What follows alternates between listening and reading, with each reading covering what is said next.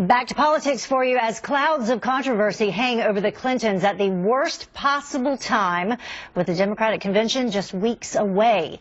This weekend, Hillary Clinton met with the FBI for more than 3 hours to talk about her use of a private email server as Secretary of State. The interview with federal agents rocking the political world, and it comes after Bill Clinton met privately with Attorney General Loretta Lynch on her jet on the tarmac at the Phoenix airport, sparking questions about whether he compromised the investigation into Hillary's emails. So, could all of this complicate matters for the presumptive Democratic nominee just 3 weeks before the convention and the general election campaign? So let's talk with Sal Lamostra. He's a political writer, commentator, and author of 2012 for 20-somethings, and Harlan Hill, a campaign consultant and former campaign aide for the UK's Liberal Democratic Party. Thank you both for joining us, and happy Independence Day to both of you.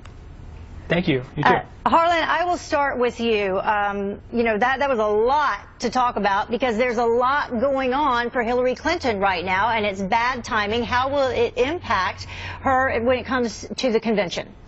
Well, I think when you look at her honesty and trustworthy numbers, people have already pretty much baked in that you can't trust Hillary Clinton. And that's because she has a 30-year track record of lies, deceit, and fraud. And everybody knows that, including Democrats like myself. And so, you know, I don't see how she escapes that between now and the convention. I think that this is something that she's just going to have to deal with. Yeah, but Sal, does it even matter? Because we also have numbers that show that, yeah, these folks, they don't trust her, they don't like her, but they're going to vote for her anyway.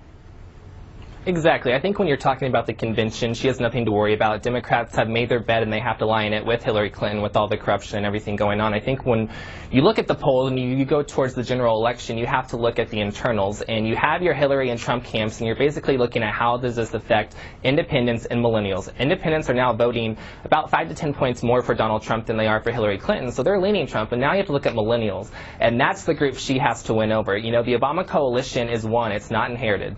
And in terms of those millennials, Harlan, we know that the person and the Democratic side that was winning all of those millennials was not, in fact, Hillary Clinton. So how can she win those over from Bernie Sanders? I don't think that she does. I mean, this is what everybody is on the Democratic side has said. Oh, you know, Hillary Clinton has Barack Obama's digital infrastructure and his campaign team.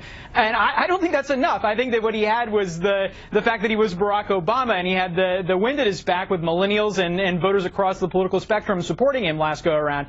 She's not going to carry them this time. The best that she can hope for is that they stay home and that they're not fed up, and that, you know, a portion of them at least revolt against her and support Donald Trump or a third-party candidate. And Sal, you know, how does, or is it possible for Donald Trump to use what is going on with Hillary Clinton in terms of her honesty and likability numbers to benefit him?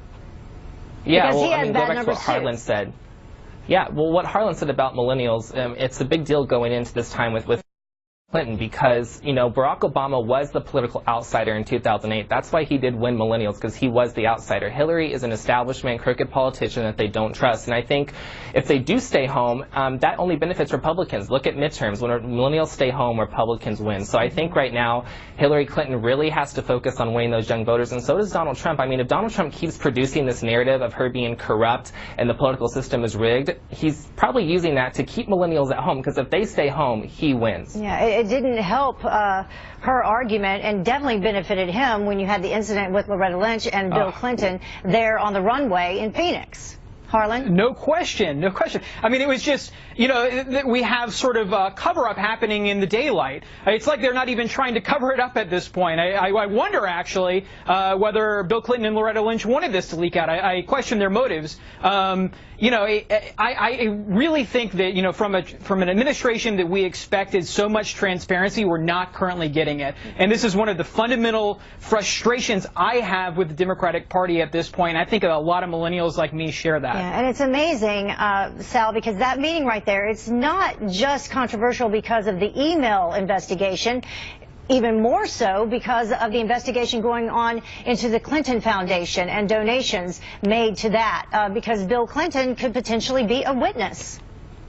Exactly. It was a horrible move by both of them. It furthers that corruption narrative. And I mean, I think the New York Times has a story out now where they are saying that sources are saying Hillary wants to keep Lynch as Attorney General. So you're seeing this, connecting the dots of deals being made and corruption within the political elite in Washington. And so that furthers the narrative that if you want things to continue as usual, you vote for Hillary Clinton. And going back to millennials too, when you look at them, the 85% of millennials believe that everything coming out of Washington is wrong. They think the country is going in the wrong direction. So you combine those favorables with Hillary Clinton's, corruption and unfavorables with millennials, they're just not going to turn out for her. And I really do think millennials this time around, just like the last two, will decide this election by not showing up. Well, and that perhaps will not benefit Hillary Clinton to have President Obama and Joe Biden campaigning with her this week. It won't help at all. Thank you for joining us, both of you, Sal and Harlan. Appreciate it. Thank you. Thanks.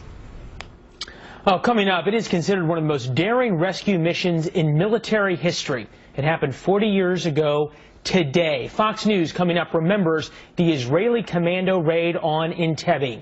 Plus, as we celebrate Independence Day, we also celebrate all those who fought for our freedom.